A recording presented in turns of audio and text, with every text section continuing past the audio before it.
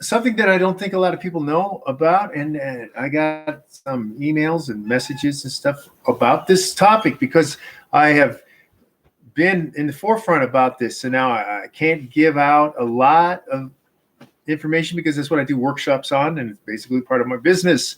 But I will give you some indication, and I talk a lot about the difference between signals and language, and why people are using language and when dog training, and they should be thinking in signals.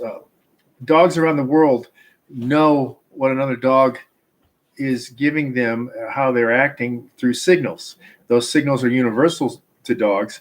It's not as if a dog in Thailand can't understand a dog in Mexico, because the signals are the same, they're universal.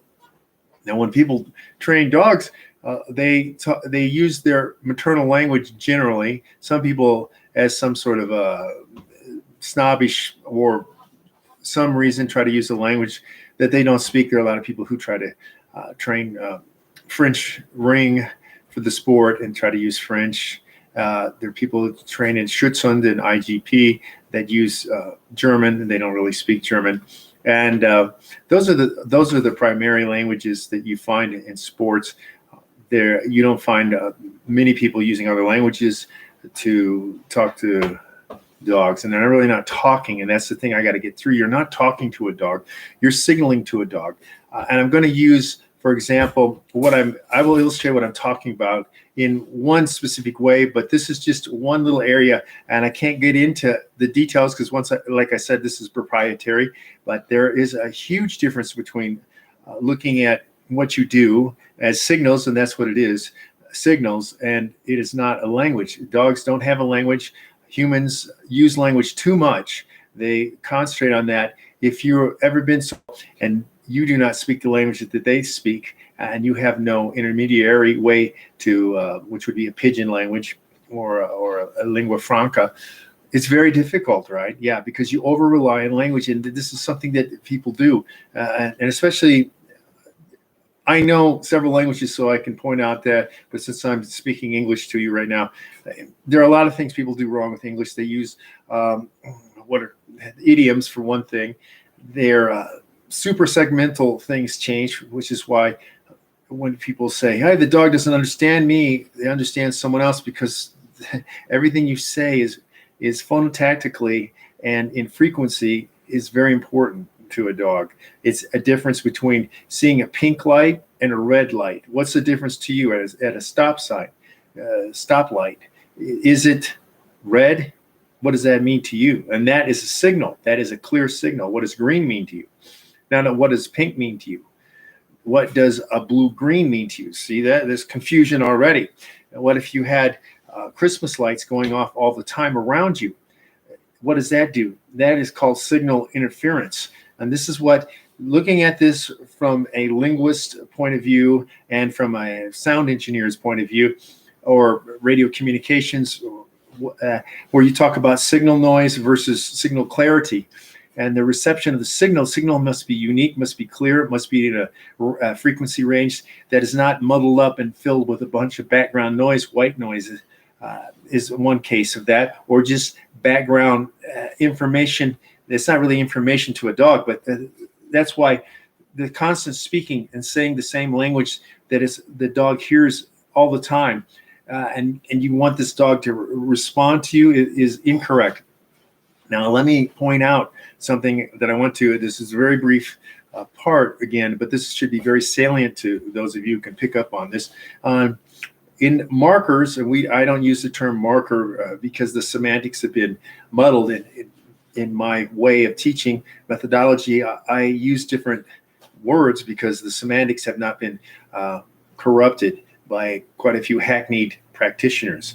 So markers are indicators, I call them indicators, of a situation. You'll have people who don't want to use a clicker, don't want to use a whistle, which is what was used. Clickers go back to the 1940s, actually. It wasn't Karen Pryor who discovered clickers. And I know there are a whole lot of people who call themselves clicker trainers, and that's because of their ideology. There's a lot of people who have an ideology about training, and they stick to that instead of using what will work and what's the most productive and efficient.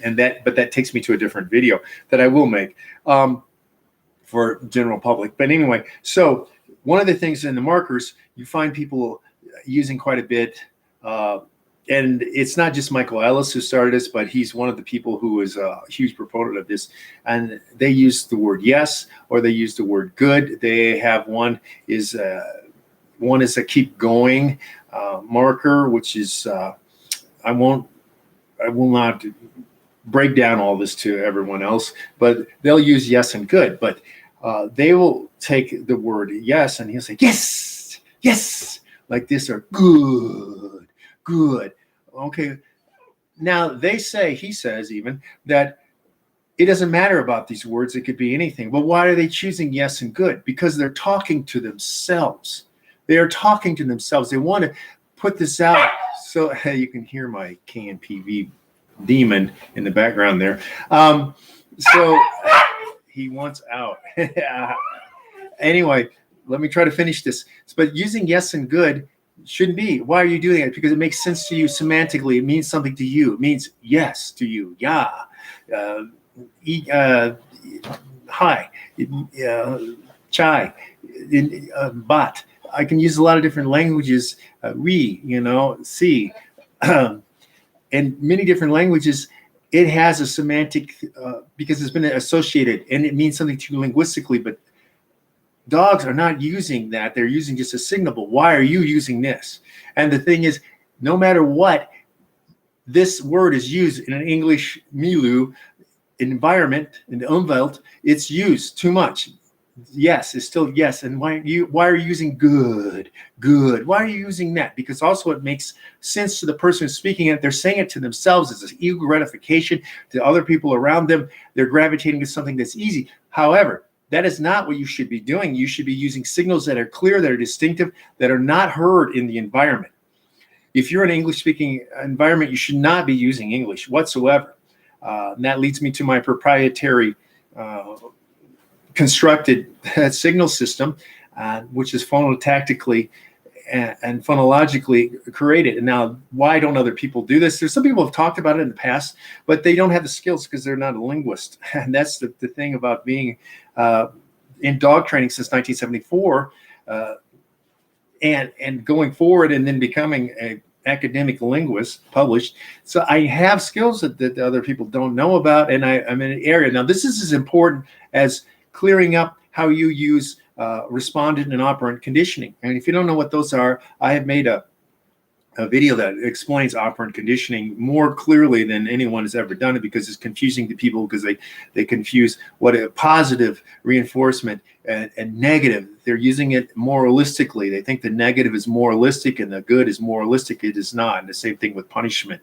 Negative punishment and positive punishment. They're hearing punishment, so they think it's wrong morally. They don't understand what it really means. And I've seen a lot of people who are making money from training dogs who don't clearly understand operant or respondent conditioning. Respondent conditioning, classical, is also more important than what a lot of people want to give credit to. It's 98% of what you're doing is going to be responded truthfully. Now, other people won't tell you that, but that's out there. Anyway, I want to make this clear and cohesive for you to understand. So if you are using a system of signals where that is heard, they're not signals to you, there's a language, and that language is being spoken in the milieu, the environment around you, it's already added to signal background noise. And it's not as clear as it could be. You should be learning. Also, you should be pushing yourself out. You're supposed to be the primate with the frontal cortex, with the Wernicke's and the Broca areas that do not exist in dogs, to understand language. You should be also meeting the dog halfway, at least, instead of forcing your maternal language that you don't understand, you can't analyze it, and you don't know what you're doing. It just makes sense to you that you should be using clearer signals. Now, I do train dogs in several different languages for people who want to train. I trained in Spanish, French, English, German, Slovak, Czech. They're 95% mutually intelligible. And I do that for people as a code. You know, a code is better, and you need a code because then your dog knows who's speaking to him, who's giving the signal. Only the people who understand that code, and that's the same reason why we use it in the military. But beyond that, besides using a language that is not in the environment that you're living in, I have created a proprietary code signal system, and that is created to have the clearest signal reception and the clearest understanding, and that's because of phonological rules and phonotactics. Now, that's all I can say about that. If you're more interested in it further, you can take workshops with me, and I offer that as a different service. And it has helped dogs as much as being clear on your operant and respondent conditioning abilities. So I want to add that. So this is an area that other people have not gotten into because they really just don't have that background. They don't have that linguistics background. They don't know several languages as an adult. What they do know is their maternal language, and they throw it out there. Things like leave it. Why are you saying leave it? You know, why? Because it makes sense to you. There's a lot of reasons why that's wrong, but you can learn why in a workshop. I will not go further, but I just want to say the signal clarity is something where I differ completely. My signals are clearer, and you're not using a language. You're using signals. You cannot construct a language through signals. I can mess you up very easily by taking apart your chained verbals. You know, your phrasal verbs that people in English want to use, you know, lie down, sit down, get back, get down, get away, get out. You know, why are you using that? Because that's what you know in your language. So that's not clear to a dog. It is not. And I can mess you up very clearly, and I do it in workshops all the time. So anyway, I just want to put this out there for people. And so join me on the deep dog bond method. Deep. Think about that, okay? And also in the Canine Legion, which will be coming up soon as a different site, and learn more about precision tactical training, which I will talk about in another video, okay? Anyway, so thanks for listening. I hope that you've gotten interest in creating a better bond with your dog and through clarity of signals. It's not a language, it's signals. All right, so I will talk to you in other videos.